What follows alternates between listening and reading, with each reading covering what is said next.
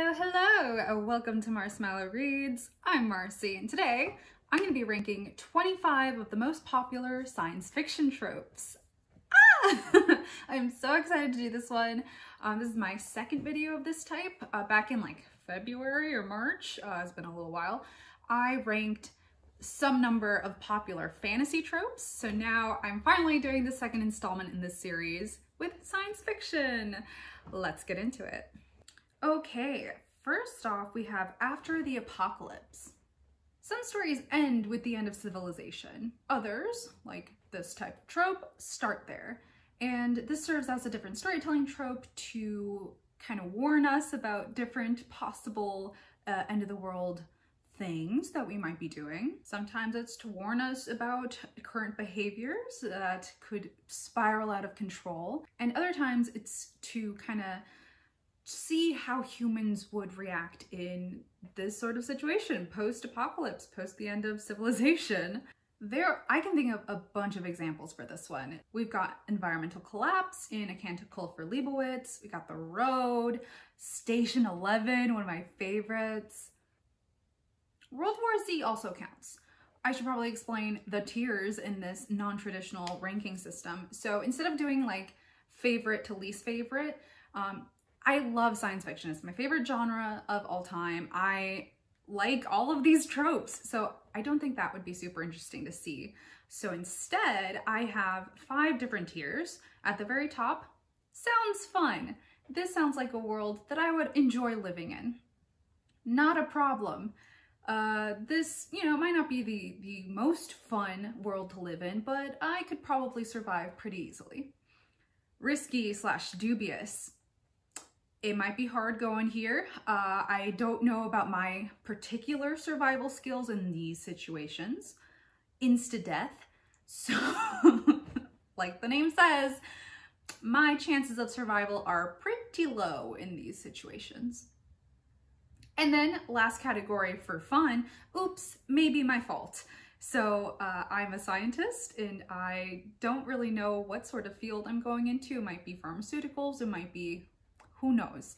But these tropes that go into this category, there's a slight chance that I might end up accidentally causing this particular thing. Oops. Okay, back to after the apocalypse. My survival skills aren't great. I don't think I can necessarily live off the land very well. And like I'm good with people. Generally. So I feel like I could like barter my way through things, but in general, depending on the apocalypse, I don't know. This sounds pretty bad. I'm gonna go with Insta-Death because like I ain't about that life. AI uprisings. So this is a pretty typical trope in sci-fi. Yeah, so as computers get more and more powerful, more and more closer to real human intelligence, we get into some interesting situations. Like, what happens if they all of a sudden gain sentience and look at us, human meatbags, and consider maybe we're better off as fertilizer than their overlords or anything. Ooh. Some examples that come to mind are HAL 9000 from the 2001 A Space Odyssey. I can't do that, Dave. Oh, of course, iRobot. I haven't actually read or seen the movie, so like I do need to do that. Like I know it's like classic, but I just haven't gotten around to it. Oh, and a nice twist on this trope is A Psalm for the Wild Built. There is a robot uprising, but it wasn't violent. They just like, nope, we're done working for you. We're gonna go live in the woods. Because they vary in severity, in lethality. Oh, obviously the Terminator as well. This sounds like another apocalypse. I don't know. I'm nice. I feel like robots could maybe like me. I don't know. I'm gonna go with risky / dubious for this one because I'm feeling a little confident. Ooh, ancient artifacts. Sometimes protagonists really do be just randomly pulling up, mining up, stumbling upon these ancient alien artifacts. Some examples are like the protomolecule from the Expanse series. Oh yeah, the really giant armor robot pieces that are found all over the world in Sleeping Giants. like that kind of stuff. I could do this. Yeah, this is like some like alien archaeology sort of stuff. I like this. This legitimately sounds fun. Yeah, hell yeah. Ancient astronauts. Okay, so the general theme here is we are not like humans. We were not the first ones here. We're not going to be the last ones. We're just here right now. And sometimes these aliens that came before us interacted with us. Maybe they seeded our life, like in Prometheus. Maybe they interacted with us in a positive or maybe negative way. One part of this trope that I don't like is the idea that aliens were the ones that created the pyramids or, you know, other ancient architecture. And I really hate that because it's racist. It's basically saying, oh, these old, non-civilized civilizations weren't capable of building the pyramids. No, no, no, they're not white. They're not good enough to do this. It must have been aliens. So that part I don't like. Other parts I do like. Ancient astronauts. That doesn't sound like a problem to me. Not super fun, but like, whatevs. Benevolent aliens. So usually in this type of trope, the aliens are friendly and they may even want to help us out. Maybe they need our help like thousands of years in the future. Like maybe they need to jumpstart our evolution as a species so that we can eventually be their ally in some distant future. I don't know. I like that. You know what? Because they're specifically benevolent, I'm gonna go with sounds fun. I'd work with some other alien scientists together, hell yeah. Big dumb objects. So these are, you know, any significantly advanced piece of technology would elicit oohs and ahs from planet-bound rubes, like us. Some examples I can think of are the monoliths, again in 2001: A Space Odyssey. Ooh, the big unknown hunk of space thing from Rendezvous with Rama. There's usually a lot of mystery and wonder and awe associated with these big dumb objects, which I am a fan of. But it's also terrifying because it's like, where did they come from? Why is it here? What can it do? So it can go one way or the other. I'm gonna say not a problem. Maybe not super fun because of the spooky part of it, but it doesn't sound immediately life-threatening. Clones. I'm a big fan of this one. Clones raise big questions about identity. So like, what would a version of you be like if, you know, they were genetically identical, but they were raised in different circumstances? Would they be the same as you? I mean, obviously not. Like it's obviously a mix of nature and nurture, but like, you know, still thinking about it is fun.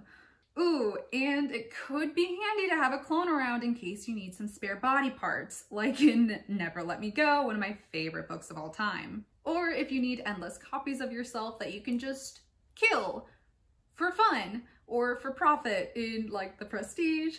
Or if you really want to bring back some ancient species a la Jurassic Park. Like there are a variety of ways that you can use clones, and I think they're all interesting. I love, love, love this trope. I think it sounds fun. I would be friends with my clone self. I wouldn't want to harm her. Like, if we can clone humans, we can just clone individual organs. Like, that technology must be a stepping stone to the big body thing. So I think we'll be fine. I don't need to harvest my clone. Ah, cryosleep. Everything in space is so far apart. It takes eons to get from like one galaxy to the next or one solar system to the next, you know? And in these situations, cryosleep would be super handy. Just like put yourself in cryosleep, wake up when you get there, however long it takes. Yeah, that sounds fun. As long as there's no like major downsides to waking up and like putting your cells in cryosleep, I think I would be down. That does not sound like a problem to me. Dystopian governments. This one hits a little bit hard, especially nowadays. Yeah, cruel and dehumanizing governments are all just pieces of fiction, right? They're not real, right? Yeah, these types of books, they're supposed to be like cautionary tales to warn us about overly authoritarian governments. But does it really help? I don't know. I haven't really seen that. Sometimes there are also commentaries on our own times, what we're currently seeing in our countries. And yeah, some examples are The Handmaid's Tale, 1984, Hunger Games, that kind of stuff. Depending on what sort of thing this authoritarian government is against, usually it's women. Like, oh, I don't want to be a baby machine. Maybe, oh geez, I'm between risky, dubious, and Insta-Death for this one, because honestly, I would not be happy at all in these sorts of situations. But I could probably survive risky, dubious. Ooh, another good one. First contact. Are we alone? Maybe we're not. And the stories that take a look at what that first interaction, first contact might look like sound really interesting. There can be a wide variety of perspectives in these books, with also a variety of outcomes, sometimes cool and good, sometimes tragic. Some examples are obviously Contact, The Gods Themselves, Martian Chronicles, War of the Worlds, you know, variety of different first contacts. I would say, since this isn't saying that the aliens are either all good or all bad, definitely risky, dubious, because like, who knows what sort of diseases they would bring here either. Like, we're not going to be immune to those. Faster than light travel. So like I said before with the cryosleep, space is so vast and there's so much empty space in between the interesting parts. So a lot of sci-fi does use faster than light means of travel to move the plot along, actually get our characters from one interesting part to the next. And some examples are the Epstein drive in the Expanse series, hyperdrives in Star Wars, and the Holtzman drive in Dune. So, you know, a variety of ideas generally on the same theme. I think this would be really cool. I would say definitely sounds fun. I would love to experience FTL. Hell yeah. Generation ships, another good one. So this is in case you need to vacate Earth, or you just want to go explore the stars. And because space is so big, and maybe in this universe we don't have FTL, we don't have cryosleep, the only other option we have is a generation ship. So it's basically putting an entire city, country, whatever, a big ass group of people on a ship and sending them off for hundreds, maybe even thousands of years, with the idea being that the people that start on the ship are going to have children, and their children will have children, and on and on and on until eventually you get to your destination. So there's going to be generations of people who are never going to see land. Their lives will entirely be contained in this one ship. And that to me is terrifying, but also really interesting. For me personally, I would probably go crazy, but if I never knew Earth, if I never knew land, I'm gonna think it's not a problem, especially if like VR technology is any good in this time period. I think it'd be okay. Interspecies Romance. So this is specifically talking about humans and aliens, because in fantasy or other genres you can have different interspecies romances, but this is specifically with different aliens. And the biggest example I could see is the few relationships that we see in A Long Way to a Small Angry Planet, which I did love, and it was really cool because the lizard people are just inherently poly. They may only love, like romantically, a single person, but sexually they're pretty open and free about it. And it was interesting to see how the Andrisk, I think the species called, how the Andrisk and the human kind of worked that out, that part out of the relationship out. So I don't know, I like it, but for me personally, I'm probably gonna stick to humans. So, like, not a problem, but I'm not I'm not super into it. Killer aliens. Yeah, evil aliens bent on human destruction is definitely bound to ruin your day. Like, sometimes they just want to enslave you and use you as batteries, like the Matrix. Other times you aren't necessarily sure what their motives are, but they are going to kill you if they see you in like War of the Worlds. And sometimes you get eldritch horrors beyond your comprehension, a la Annihilation. I am a researcher. I am not a fighter. I would die immediately. That is insta-death for me. Body modifications. What does it mean to be human? Like, in a world where you could just swap out body parts for like mechanical parts or, you know, robotic parts, when do you stop being you? When do you stop being human? When do you just become full android rather than cyborg? Also interesting thought experiments here. Ooh, and beyond that, like, what if you alter your DNA? If it goes down to your genetic code, are you different? Are you still you? Or are you a new version of you? I like it. Also, this could be, oops, my fault. Oh yeah, some examples of this are Neuromancer, Red Rising, I would say also counts in this. Mostly because of the genetic code stuff and, I don't know, mechanical interfaces with human cells and stuff would be interesting. I'm gonna say, oops, maybe my fault.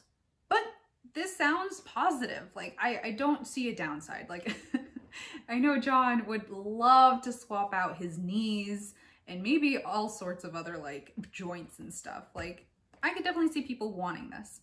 Mutants. So because of, like, the current pop culture, especially, like, with Marvel, X-Men stuff going on, when you hear mutants, you mostly think of, like, X-Men, superpowers. But in sci-fi, this trope is older than that. I mean, mutants are pretty old too, but, you know, it's mostly talking about genetic alterations to humans. Like, I found a couple examples that kind of work with this. Like, in the Foundation series, there is like a single genetic mutation that allows humans to do something new and allows them to live on when otherwise they would have died off. There's also like the power of plasticity and like being able to change your genetic expression, like epigenetics in Seven Eves, which I found really cool. I like this. And because of that DNA stuff, I'm gonna say, oops, maybe my fault. Because I could definitely see a world where I would be super interested in working on this kind of stuff and maybe messing up. Nanotechnology. So way back in like the early days of sci-fi, this was definitely like an out of this world sort of idea. But nowadays it's becoming more and more a possible reality. So in my experience, nanotechnology has kind of meant like tiny gold particles or other like drug delivery devices, that kind of stuff. In sci-fi, you run into this thing called gray goo. So it's this idea of if some scientist or whatever somewhere made nanotechnology that were tiny self-replicating machines that would eat matter and create other matter, like just changing its shape or changing the arrangements of atoms or whatever. Eventually, it could get out of control and keep eating stuff and just creating this massive cloud of gray goo that eventually could engulf our entire planet, which is, you know, a little scary. I think I originally saw that the term gray goo was coined by American engineer Eric Drexler in his book Engines of Creation from 1986, and that also sounds fun. There's also like a play on this, or just, you know, another version of this in one episode of the What If Machine in Futurama, where Bender basically becomes a self-replicating machine and he is so lazy, he refuses to do anything, so he keeps creating other versions of himself to do this, but they keep getting smaller and smaller and smaller and smaller. And because he's gray, silver, it becomes a gray goo. Nanotechnology. Like, because I have like sat in on lectures related to nanotechnology, I'm gonna say it's oops, maybe my fault. Parallel worlds. So this is really hot right now. Like, if you have watched the Loki series, or I think the next Doctor Strange movie is also going to deal with the multiverse, like, it is a hot trope. This idea being, what if there is another world or another universe parallel to our own, like that exists in a separate reality, plane of existence, what have you? What if there were infinite numbers of realities? Like, just imagine meeting you from another reality, and then like, I understand why it's so hot. It is such an interesting idea to play with. I think that sounds fun. Like, yes, it could be a problem if other realities are less nice than ours. I mean, ours isn't that nice either. I can see it turning bad, but honestly, I think it sounds fun. This next one, I'm honestly not the biggest fan of. Like, it never really like tickled my fancy. This is psychics. There are plenty of novels out there that suggest that psychic powers are just around the corner in terms of human evolution. Some examples include Dune, where drugs can open your mind to a variety of powers. And I could be wrong, I read this a little while ago. I think there are psychics in Foundation, but I'm not sure. Psychics, I mean, they're not necessarily interesting to me, but I don't think they would be a problem survival-wise. Robots. So in fiction, they come in all shapes and sizes, and you know, especially over time, we're getting closer and closer to them being a full reality. Like, the robots we have right now can kind of fall into Uncanny Valley, or they're just, you know, very robotic looking, like the dogs and like the other stuff. The biggest difference between the robots we have in this world versus the fictional world is that they don't have nearly the same intelligence as the others, and at least for now, luckily, they don't seem to be as evil as their possible counterparts. Some examples are obviously the robots in iRobot, the super realistic ones in Westworld, you know, like all sorts of stuff. There's robots everywhere. I just remembered the small little like animal insect robots in the GAMBIT series. Those are pretty cute. Right now, robots are not an issue, but I can see in the future them being more, I don't know. I don't think they would be a problem, but it's risky. There's potential for sabotage. There's potential for them gaining sentience and wanting to kill us. I'm gonna say risky, dubious. Sentient Spaceships. This is definitely one of my favorites. And it's in a lot of series right now. And it's about the idea that spaceships can be more than just mechanical things, vehicles, what have you. They can be thinking, feeling, sometimes vengeful characters all on their own. So it's like an extension of the AI trope. It's, yeah, having spaceships be their own characters.